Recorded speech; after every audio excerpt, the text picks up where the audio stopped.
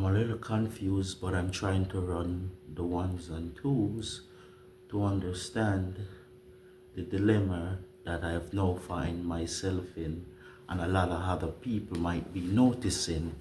And I keep hearing this one thing that they feel like the accomplishment or the successfulness of black people or other groups is taken away from white people. And white people already makes up 85% of the entire population. Black people make up roughly 13 to 14%, some would say 15. And Trump is definitely going after the DEI, and most people in America believe that that is why we are so successful. And I'm trying to ask, where is this great disparity of success that you found that black people are getting and other minority groups? And they say Asian Americans, they are doing good. They have the biggest amount of income per capita for their group. And the reason being, because when I do talk to a lot of Americans, I see they have the opportunity to also get tertiary higher education, but most of them followed their dreams. And I realized that there's a pattern why the Asians and the Indian groups are a little bit more successful than even blacks or white in now taking over these big jobs is because they do not follow their dreams. Asian and Indian people do not follow dreams. That is a white mentality, and a lot of black women who have gotten brainwashed in that trap of following your dreams. No, you follow what the economy will pay for certain jobs. If you notice, Asians and Indians, they go for where the money is, not where my dream is. Your dream is actually a luxury. And that is why a lot of white people is looking at these groups, and a lot of black people who are successful is because they didn't follow their dreams. They went for where the money is, which is being a lawyer, being a doctor, engineering, and in tech, in all the STEMs. They didn't go for a history degree. They didn't go for a music degree. They didn't go there for a psychology degree, or even wanted to be a teacher. They went directly for where the money was at. And I see that Trump has removed DEI and is saying, and I was recently having a conversation with one of my white colleagues, and they said to me that now that Trump has removed DEI, now that everyone will have a level playing field. And I was wondering to myself, when was the playing field ever leveled?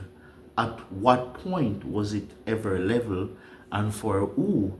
Because I don't remember a time in history where the playing field was so leveled that black people and other groups were over them as white people.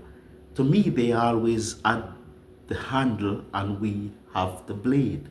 But suddenly I've come to realize that they think and feel that every black person or minority group is between affirmative action and DEI. But when you run the data, you come to find out that the biggest beneficiary of these DEI programs and affirmative action, it goes to white women. White women make up at least 56% of all the DEI and affirmative action. And then it levels out to white men, and then some of it will level out. Black people make up maybe 5 to 4% of affirmative action, or should I say DEI. And it looks like you want to cut off your nose to spite your face. Because if you read or even study anything, but they refuse to read or look at any empirical data, because it will actually show them that it is the farthest from the truth. But they cannot help themselves trying to cut off their toes to spite their foot. But as time move along, we see where all these things are happening, but if you notice, the black community doesn't even seem phased, because majority of time they cannot get approval for any of these government funding.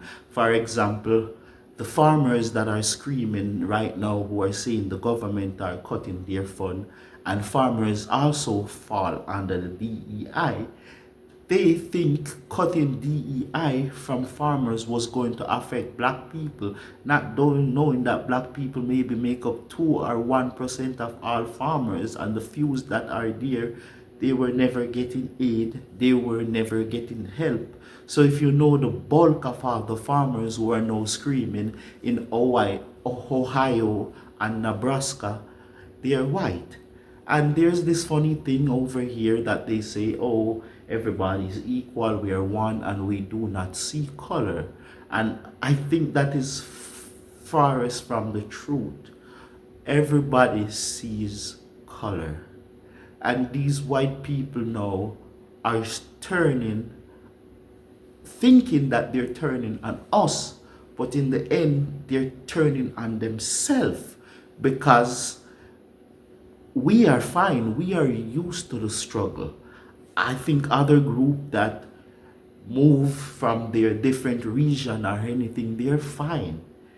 You are not spiting them when you remove these programs. In fact, we kind of expected it. We didn't expect much from you. It is this weird thing I find where I need to ask my colonial master if he would grant me rights and would willing to treat me like a human being. You're telling me, the victim, that I need to bow and prove myself to the people who have beaten and abused me, so that you can look at me like a human or an equal. And in some ways I feel like I refuse to do it. Why should I have to come and grovel to you? Forget simple human decency.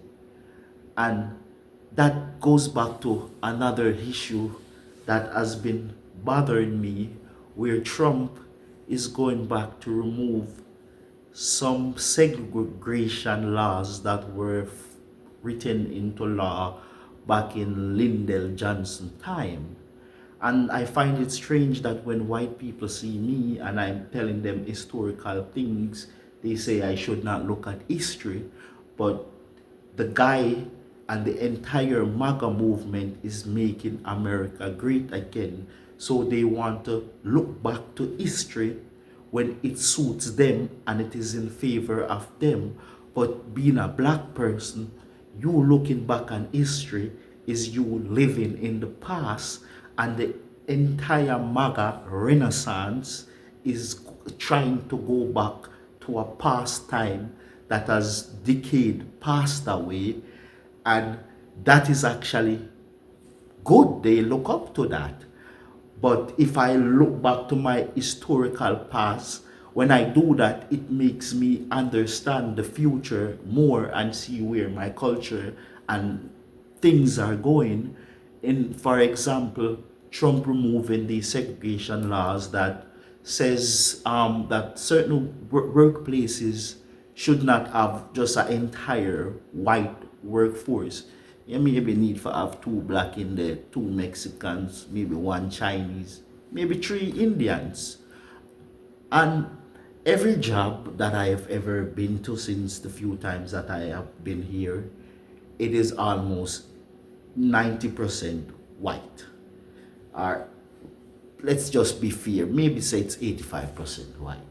But if you look at that and say that white people are being unfairly disadvantaged and is being taken advantage of these stupid black people who come here through DEI and affirmative action. We need to expel them from the workplace. And Trump has removed where people would be saying, oh, I feel like I'm being discriminated against. I am somebody who have been in a wheelchair and they gave me a job offer, and the moment they found out that I'm a wheelchair, they removed that job offer. I am somebody who's black, Indian, or Chinese, and the moment they gave me that, I put the application that I am black. I saw the interview and everything done. So they're removing these laws that would push back against these things, which most of the time these laws do not help us in most cases, but it was there to push this pendulum back and forth in the favor where it would give the best outcome. And he has removed that. And I'm like looking at it like it's actually fine that you did that. It is actually fine because I do not want to be anywhere that I am not needed. I do not need to be around people or anybody who hates me being existing in the same room or in the same environment as them. That is actually fine. If you feel like me being black or being another ethnic group or something is wrong and you don't want to give me this job, I won't even fight you on it. I wouldn't even claw or curse at you or say anything. That is fine. That is 100% up to you. And I'm looking at it and says, oh, that is exactly what the MAGA is about, to make American group when there was only one ethnic group, which is white, Caucasian, European, was standing at the top of the pyramid and at the food chain. And they want to go back to that beautiful time when they had full control of everybody and no one had a talk and could not push back against them. They would love to go back to that. That is what they're fighting and is pushing for. And I says, go ahead. I won't stop you. If you think I am the one and it's not these rich billionaires and trillionaires like Elon Musk who are turning the rich against poor, black against every group, and you want to go back to that time, I cannot stop you. And frankly, I do not care. It doesn't affect me in any way, shape, nor form. Yes, it might be a hit to my pocket or anything, but I've always been broke, and once you have always been broke, how broker can I get? And even if you feel like you want to take it a step further and even remove black people from your community and say, hey, we don't want to share, and you guys being in the same housing schemes or the same area with us, I think that is even fine. I cannot fight you. I cannot do anything to you because you guys are the one in power at the moment. And the more I talk to people and see the atmosphere that is going on, I understand that you're fine with it. And I am just trying to live my life. I am not trying to push back. I am not trying to tell you to assimilate to my mindset.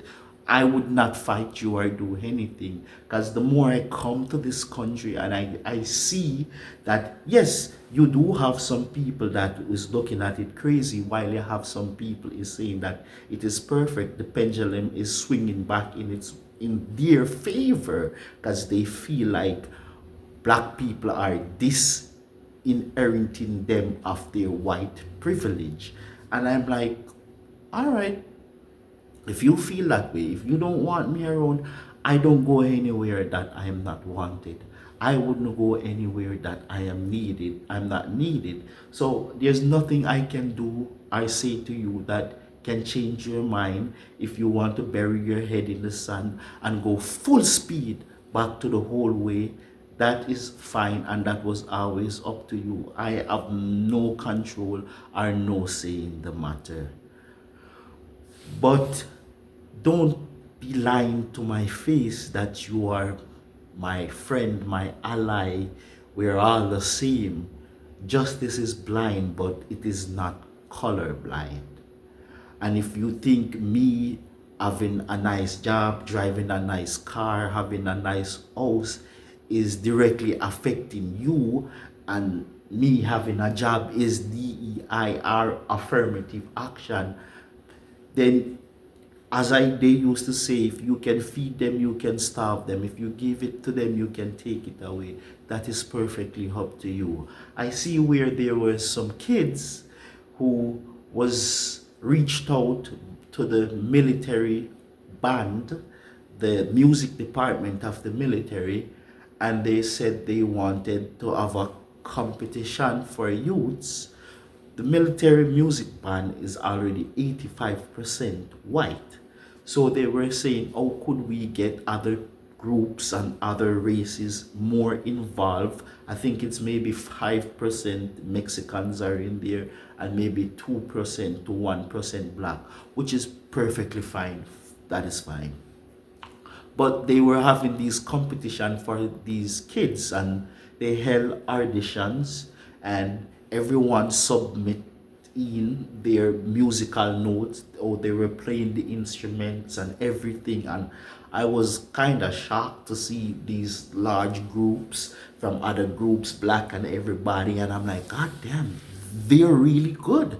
It's beautiful to see this. And they have reaching out to a music director, and he's black, and he was saying, hey, how can we get more of these kids, because it would better for we to reach out to them at an high school level, because this is where they normally fall off that musical journey.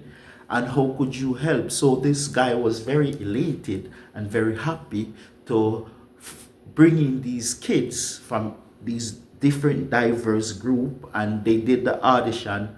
A lot of people got picked, but most of who got, not everyone, because most of them who have gotten picked were Chinese, Indians, and black. And when Trump came into power and put in this DEI program, they had to end that music mentorship, where they would make these kids come in from these other groups and ethnicity all around the country and be trained by professionals who have been in the game and been doing it for so long. And they had to take it away from the kids, because basically they're basically saying that these kids who are, I would say, very talented musician, very good protege, because they felt that they were DEI hires. And I'm like, wow, we're even taking music opportunity from kids. And I'm saying, how is this a level playing field? Because if you do the stats and the number, the music entire thing for the military is 85. When you see majority of the bands are the orchestra at the top level, majority of them are white, and no one complained about it, no one said anything. But in the moment some black people got invited to the party, that's when everyone wants to throw up their hands. And music is a thing that if you're not skilled with it or gifted with it, you're not gifted with it. So no one would lie to you and say, hey, you can play the clarinet good, you can play the trombone good, and you can play the bass guitar good, or whatsoever. But to know that we're even ripping these things away from the kids is like pretty shocking. And one of the things I found funny is the military is also saying that they don't want black men or black military people in there because they are not properly groomed, and they're using this as an excuse to remove them out of the military, because there's an underlying condition that affects black people, where when they shave, lots of bumps and these things come up on their faces and the ingrown ear. So this kind of affects mostly black people, and almost 60% of black people in the military are affected by that. Even me right now, that is the reason why I'm not so clean shaved, because I get these terrible bumps an ingrown ear when I shave. So some of the time I don't shave if I don't have to, because I'm telling you, it's really painful when these bumps come up. So Trump is like saying that if you are having these issues, you are not fit for military service. And I was explaining it to someone, and the person looked at me and says, do you think Trump have the time to look at these petty things? And I'm like, wow, that was not the answer I was looking for, but okay, cool. Why wouldn't I think he have this time for these petty things if he has the time to rip opportunity away from kids? Why wouldn't he try to make the military more whiter than it already is? Because it's diversity. And I says, and I will always say, the most inclusive Republican is one that is not in office. The moment they're in office, it's out the window. I don't know how the people feel, the blacks for Trump, looking back at seeing that you helped, but you won't be remembered fondly. Let's just say that. But to know you took the time and the energy to target this, which you know affects mostly black people, and on the other hand, saying that you're not racist. If this is not racist ideology, I don't know what it is. And I believe I will never understand the mind of a white person, or understand the entire Trump organization, or how it thinks or feel about anything. And I'm 100% fine with that. But don't piss on my back and tell me it is raining. But more and more, I'm here and I listen and I see things. I like how I don't see my black people going too crazy in the street, because we expected it in a strange way. We kind of knew what was coming. We can't say we buried our head in the sand. We knew what they wanted to do and what they said that they were going to do. And it's totally fine. I refuse to fight back or push back with anybody. You guys do what you're going to do, and we will do the same. And sometimes I even say, maybe segregation wasn't the worst thing. If that's the goal we're going back into, it's perfectly fine. It's fine, because black people are live around black people. So I think it is 100% fine if the Republican Party wants to remove segregation laws and basically resegregate the country. I don't know if these new generations are going to be 100% with it, but I would not hold my breath. I see so many groups outside protesting and wondering, hey guys, where are the black people? Or they're not protesting or out there. No, we will not be out there. We have done it so many times. We have done it so many times to even help these groups and these same laws that when we out here protesting and win these laws, these are the same laws that you guys used to come to America and turn against us and side with the white man who had nothing to do with you. It is strange. It is like a very strange phenomenon, but it's fine. It will work out itself. If you guys like this channel, want to see more of me, just like and subscribe, and I'll take my time and be making these videos every day. I try to at least crank out at least one, even though sometimes I'll be tired and all over the place, but I really do try to push out videos. I know I'm stuck in the 0 views department, which is totally fine. I look at it like it's a library. I'm just curating of my thoughts, and if no one sees it, that is fine too.